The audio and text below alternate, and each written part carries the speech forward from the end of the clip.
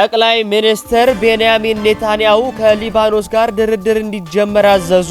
የጀነራል ታደሰ ወረደ ስልጣን የተራዘመበት አግባብ ህጋዊ ነው ሲል የጠቅላይ ሚኒስትር ጽህፈት ቤት አስታውቋል። ፕሬዝዳንት ዶናልድ ትራምፕ ለኢራን መሪዎች እጅግ አስደንጋጭ ማስጠንቀቂያ እንደሰጡም እየተነገረ ይገኛል። በሳዑዲ አረቢያ በደረሰ ጥቃት የነዳጅ ምርት እጅጉን እየቀነሰ ነውም እየተባለ ነው። በፓኪስታን አስተናጋጅነት ለመደረግ የታቀደው የሰላም ድርድር ላይ የኢራን ባለስልጣናት ኢስላም አባድ ደርሰዋል። ዓለም ላይ በየዕለቱ የማይሰሙ ጉዶች የሉም። መሽቶ ሲነጋ ተውሎ ሲከረም በየሰዓቱና በየጊዜው አዳዲስ አጀንዳዎችና አዳዲስ ወሬዎች አሉ። ዛሬም ዕለተ ቅዳሜ ሚያዝያ 3 2018 ዓመተ ምህረት ዓለም በተለይ እንዴት እንዳደረችና የዓለም አመሻሿ እንዴት እንደነበር ከዓለም ጉያ እስከ ኢትዮጵያ እንብርት ከተሰሙ ወሬ እነግራችኋለሁ። በቅድሚያ ተቀዳሚ የምናደርገው ከሀገራችን ከተሰሙ ወሬዎች ይሆናል ማለት ነው። የጀነራል ታደሰ ወረደን ስልጣን የተራዘመበት አግባብ ህጋዊ ነው ሲል የጠቅላይ ሚኒስትር ጽህፈት ቤት አስታውቋል። የትግራይ ክልል ጊዜያዊ አስተዳደር ፕሬዝዳንት ሌተናል ጀነራል ታደሰ ወረደን ስልጣን የተራዘመው ከፕሪቶሪያው ስምምነት በኋላ በወጣው ህግ መሰረት በመሆኑ ህጋዊ ነው ሲል የጠቅላይ ሚኒስትር ጽህፈት ቤት ገልጿል። ህዝባዊ ወያኔ ሓርነት ትግራይ ወይም ህወሓት ትናንት አመሻሽ ላይ ባወጣው መግለጫ የጀነራል ታደሰ ስልጣን የተራዘመው ከፕሪቶሪያው ስምምነት በፊት በወጡ ህጎች መሆኑን ጠቅሶ በሹመቱ ህጋዊነት ላይ ጥያቄ ማንሳቱ ይታወሳል።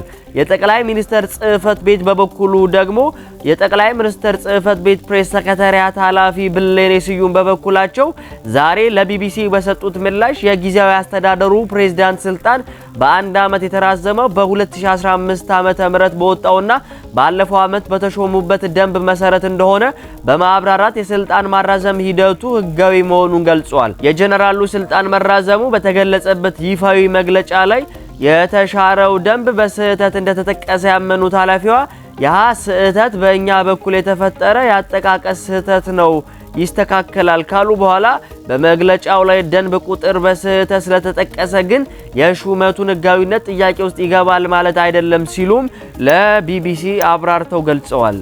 ጠቅላይ ሚኒስትር ቤንያሚን ኔታንያሁ ከሊባኖስ ጋር ድርድር እንዲጀመር አዘዙ። የእስራኤል ጠቅላይ ሚኒስትር ቤንያሚን ኔታንያሁና የሊባኖስ ፕሬዝዳንት ጆሴፍ አውንስ የእስራኤሉ ጠቅላይ ሚኒስትር ሰራዊታቸው ከባድ ጥቃት የፈጸመ ካለበት ሊባኖስ ጋር ሚኒስትሮቻቸው ቀጥተኛ ንግግር እንዲጀምሩ ማዘዛቸውን አስታውቀዋል። ጠቅላይ ሚኒስትሩ በኤክስ ገጻቸው ላይ በዕብራይስጥ ቋንቋ ባሰፈሩት ጽሑፍ ላይ ከሊባኖስ በኩል ቀጥተኛ ድርድር እንዲደረግ ቀረበ ባሉት ተደጋጋሚ ጥሪ መሰረት ካቢኔያቸው ንግግሩን በአስቸኳይ እንዲጀምር መጠየቃቸውን ገልጿል። ኔታንያሁ ጨምረው የሚደረገው ንግግር ሄዝቦላህን ትጥቅ ማስፈታት እንዲሁም በሊባኖስና በእስራኤል መካከል ሰላማዊ ግንኙነት እንዲኖር ማድረግ ላይ የሚያተኩር ይሆናል ብለዋል። ጠቅላይ ሚኒስትሩ ቤንያሚን ኔታንያሁ ይህንን ከማሳወቃቸው ቀደም ብሎ የሊባኖስ ፕሬዝዳንት ጆሴፍ አውንስ ብቸኛው መፍትሄ ሁለቱ ሀገራት ተኩስ አቁም አድርገው ቀጥተኛ ድርድር ማካሄድ ነው ሲሉም ተናግረው ነበር። ፕሬዝዳንቱ የሊባኖስ የጸጥታ ኃይሎች በአስቸጋሪ ሁኔታ ውስጥም ቢሆን ህግ የማስከበር ስራቸው ሙሉ ለሙሉ ሲያከናውኑ መቆየታቸውን ተናግረዋል።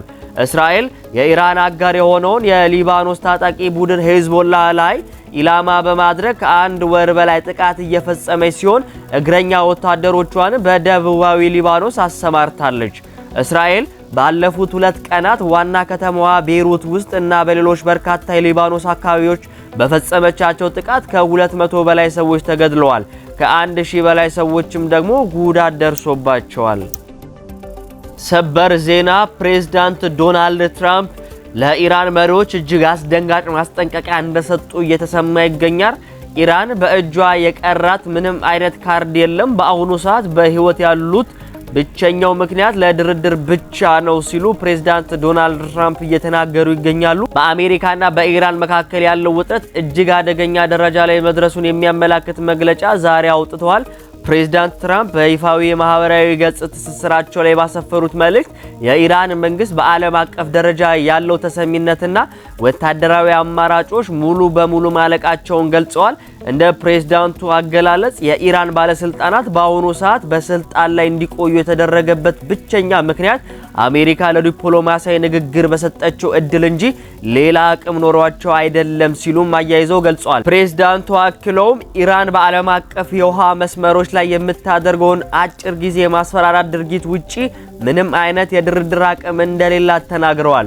ይህ ማስጠንቀቂያ የወጣው የአሜሪካ የጦር መርከቦች ዘመናዊ የጦር መሳሪያዎችን ጭነው ወደ ቀጠናው እያቀኑ ባሉበት እና በሁለቱ ሀገራት መካከል የታቀደው ድርድር ዋዜማ ላይ ነው።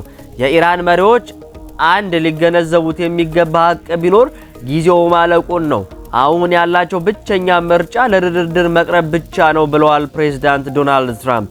ይህ ድፍረት የተሞላበት ንግግር በመካከለኛው ምስራቅ ያለውን የኃይል ሚዛን በእጅጉ ሊቀይረው እንደሚችል የፖለቲካ ተንታኞች እየገለጹ ሲሆን ዓለም አቀፉ ማህበረሰብ የአሜሪካን ቀጣይ እርምጃና የኢራንን ምላሽ በከፍተኛ ጥንቃቄ እየተከታተለም ይገኛል። በሌላ በኩል ደግሞ ከሌላኛው ከዓለም ጫፍ የተሰማው ሌላኛው ወሬ የሳውዲ አረቢያ የኢነርጂ ሚኒስትር ትላንት ባወጣው መግለጫ በሀገሪቱ የነዳጅ መሰረተ ልማቶች ላይ በኢራን በተሰነዘሩ ጥቃቶች ምክንያት የነዳጅ ማምረት አቅም በ600,000 በርሜል መቀነሱን አስታውቋል። የሳውዲ አረቢያ የነዳጅ የማምረት አቅም በ600,000 በርሜል የቀነሰው በሁለቱ ዋና ዋና የነዳጅ ማውጫ ቦታዎች ላይ በደረሰ ጥቃት ነው። መኒፋ በደረሰበት ጥቃት የማምረት አቅሙ በ300,000 በርሜል ቀንሷል። ኩራይስ ቀደም ብሎ በደረሰበት ጥቃት ደግሞ ሌላ 300,000 በርሜል የማምረት አቅም አጥቷል። የምስራቅ ምዕራብ የነዳጅ መስመር ከማምረት አቅሙ በተጨማሪ ነዳጅን ከምስራቅ ወደ ቀይ ባህር የሚያጓጉዘው ወሳኝ የነዳጅ ማስተላለፊያ መስመር ጥቃት ደርሶበት በቀን የሚያስተላልፈው የነዳጅ መጠን በ700,000 በርሜል መቀነሱም ተገልጿል። ይህ መረጃ መውጣቱን ተከትሎ የዓለም የነዳጅ ዋጋ መጠነኛ ጭማሪ አሳይቷል። የብሬንት ድፍድፍ ነዳጅ ዋጋ በበርሜል $96.88 የደረሰ ሲሆን በአሜሪካ ዌስት ቴክሳስ ደግሞ $98.65 ገብቷል።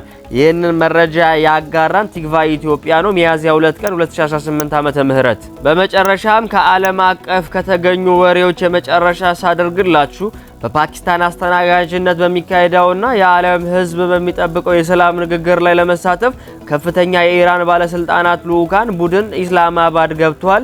ይህ ድርድር በአሜሪካና እስራኤልና በኢራን መካከል ያለው የጦርነት ለማቆም ያለመ ሲሆን የአሜሪካ ልኡካንም ለዛሬው ስብሰባ አስቀድመው ጉዞ እንደጀመሩም እየተነገረ ይገኛል። በፓኪስታን ኢስላማባድ የሰላም ንግግሩ እንዲካሄድ ሽር ጉዱ ቢቀጥልም አሜሪካ ጠንካራ ወታደራዊ ማስጠንቀቂያዎችን እየሰጠች ትገኛለች። እንደ ዎል ስትሪት ጆርናል ዘገባ ከሆነ የአሜሪካ ጦር ለሚኖሩ ወታደራዊ ክንውኖች በሚል በሺዎች የሚቆጠሩ የባህር ኃይል አባላትን ወደ መካከለኛው ምስራቅ እያሰማራ ነው። ፕሬዝዳንት ዶናልድ ትራምፕ ደግሞ የሰላም ንግግሩ ስኬታማ ካልሆነ የአሜሪካ የጦር መርከቦች በድጋሚ በኢራን ላይ ጥቃት ለመሰንዘር በተሻለ ትጥቅ እየተዘጋጁ መሆኑን እንደገለጹ ኒውዮርክ ፖስት ዘግቧል። አሁን በአንድ በኩል ዲፕሎማሲያዊ ጥረቶች ሲደረጉ፣ በሌላ በኩል ደግሞ ከፍተኛ ወታደራዊ ውጥረቶች ነግሰዋል ሲል ቲግቫ ኢትዮጵያ ብዙ መረጃዎችን አጣክሶ ገልጾልናል። ሚያዝያ 2 ቀን 2018 ዓመተ ምህረት። ውድ አድማጮቼ ዓለም እንግዲህ እንዲህ አድራለች። ዓለም እንግዲህ በትላንትናው ዕለት እንደዚህ አመሻሽታለች። ከእንግዲህ እንዲህ አይነት ትኩስ መረጃዎችን እንዲሁም ደግሞ ትኩስ ወሬዎችን ማግኘት የምትፈልጉ ከሆነ ይህንን ወሬ ነጋሪ ቻናላችንን ሰብስክራይብ ማድረግ አይዘንጋ። እንዲሁም ደግሞ ለወዳጅ ዘመዶቻችሁ ሼር እያደረጋችሁ ከዓለም ላይ እንዲሁም ደግሞ ከኢትዮጵያ የሚሰሙ ትኩስ ወሬዎች እንዲደርሳቸው አድርጉ። በተጨማሪም ደግሞ የዛሬ ወሬዎቻችንን ከወደዳችኋቸው ላይክ እያደረጋችሁ አሳውቁ እና እነዚህ ወሬዎችን ለማጠናቀር ዓለም አቀፍ የመረጃ ምንጮችን እንዲሁም ደግሞ ሀገር በቀል የመረጃ ምንጮችን ተጠቅሜያለሁ ማለት ነው። ጤና ይስጥልኝ።